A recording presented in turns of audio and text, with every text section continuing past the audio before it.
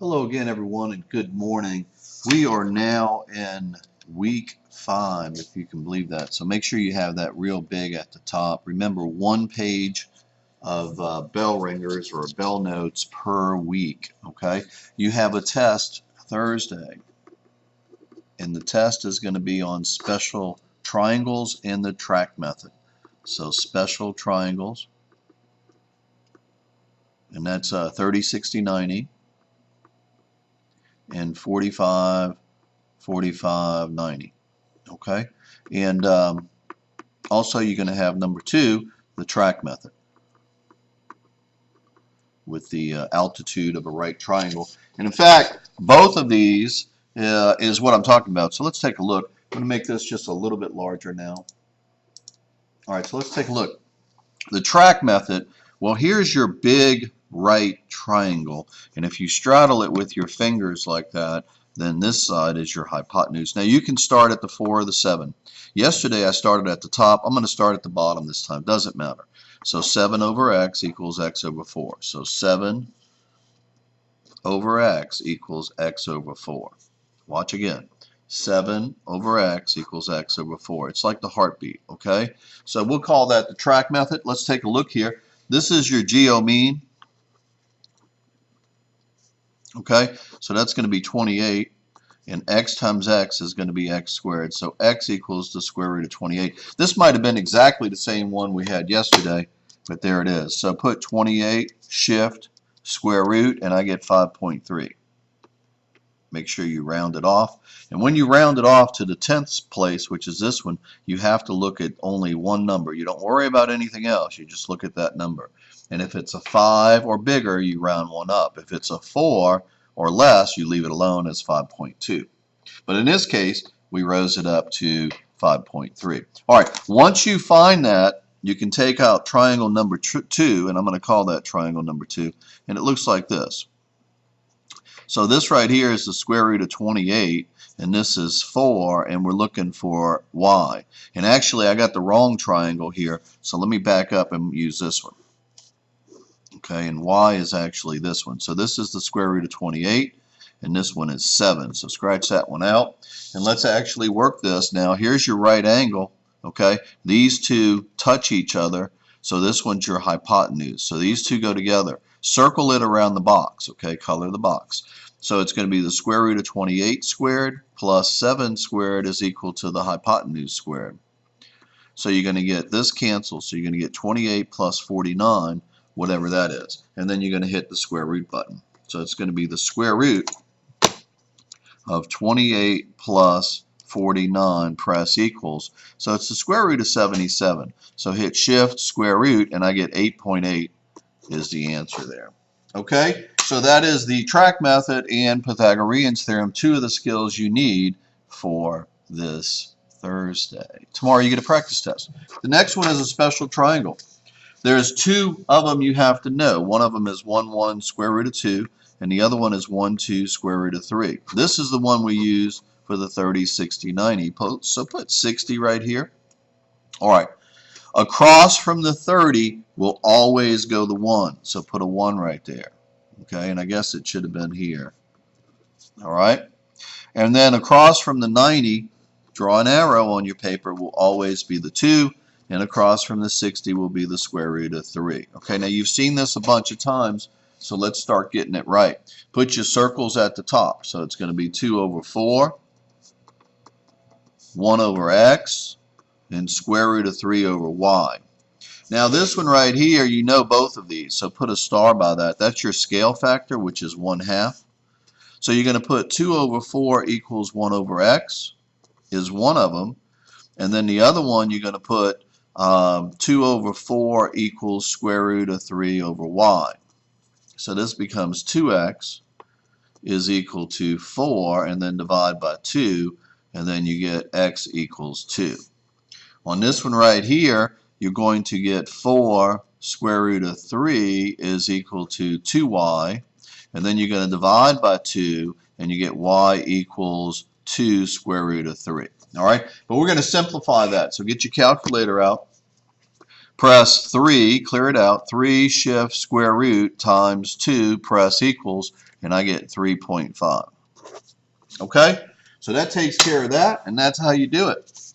All right, let's move on. This one right here says label the sides. We talked about trig yesterday. So we're standing here. Remember I said never stand at the right angle. So don't stand there, okay? If you stand here, it's kind of like a piano might fall on you, okay? Don't stand here. Stand at the angle they give you, which is this one. So if you're standing there, the two sides that touch are the hypotenuse and adjacent. Now the hypotenuse is opposite that square right here. You can color it in. So this is your hypotenuse. So this one must be the adjacent. And if you look straight ahead from that dot, if you're standing here and you're looking this way, this one is opposite. Okay, and there it is. All right, put away your bell work on a new sheet of paper. Try this one. What did I ask you to memorize for trig functions? Okay, so let's take a look here and see if we can work that one. First, you got to label your sides. Now, if you label your sides correctly, you have a better chance of getting it right. In fact, you do have a chance of getting it right. So you had to memorize so, ca, toa. And that is actually your trig function, sine, cosine, and tangent. Say sine again because we want to say it correctly, okay? So if you're standing here, this side would be your opposite. This side across from the box is your hypotenuse, and the next one here is the adjacent. Okay, so if you're looking for x, circle it, and you know what 20 is, so circle it. Okay, so this x and O is one of the letters we need, and this 20 and A is one of the letters we need. So we need a OA, and the only one with an OA is right here. This one is a AH. This one is a OH. So we want this one. So say the tangent of 12 degrees is equal to opposite. Now you might say, well, which one goes on top, the 20 or the x? If you look at the function here, the O comes first, so it goes on top of the adjacent. And there it is right there. And so if you can solve that equation, you're done. So let's go ahead and do that. Put a 1 under here, make it a proportion. So 1 times x is x. So this is going to be 20 times the tangent of 12 degrees. So get your calculator out. All right, I guess that's big enough. So press 12 and then tangent, and I need everybody to do this, and then times 20. If you get 4.3, then you did it right. If you do not get 4.3, then you're not doing it correctly. Okay, there's a y here. Let's take a look at the y. Now I'm going to use a different color here. Y has a H, and the 20 has a A. So we're looking for an H and an A. An H and an A is cosine, A and H. So put the cosine of 12 degrees. Now, here, the A goes on top of the H. So the A is here. So it's going to be 20 over Y. Real important you understand that concept of which one goes on top. Okay? I'm going to have to get rid of this paper because it seems to be falling a little bit. All right, so let's move on. So at this point, we're going to get 1 times 20 is 20, and we're going to get y times the cosine of 12. Now you're trying to get y by itself, so you want to divide by the cosine of 12.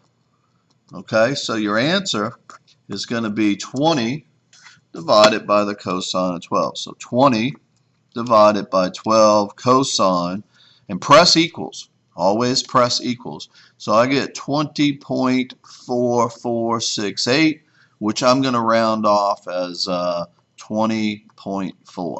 You only look at that number right there. So it's going to be 20.4 approximately, and that's how you do the trigonometry. Now let me grab a worksheet from today. I was going to give this yesterday, but I want to make sure you at least understood SOHCAHTOA and how to put your sides, okay? So if you can't be with us, here is the worksheet, and you can see the answers are there as well. And you can pause it as needed. So let's go on. At this particular point, let's take a look here. Now, if you look at number 1, and I want you to draw number 1, number 1, they talk about theta. This is a Greek letter here, so you can just change theta to x, okay? Now this is called an inverse function here. All right, now I didn't teach you this, so I'm going to teach it to you now, so pay attention. All right, so watch.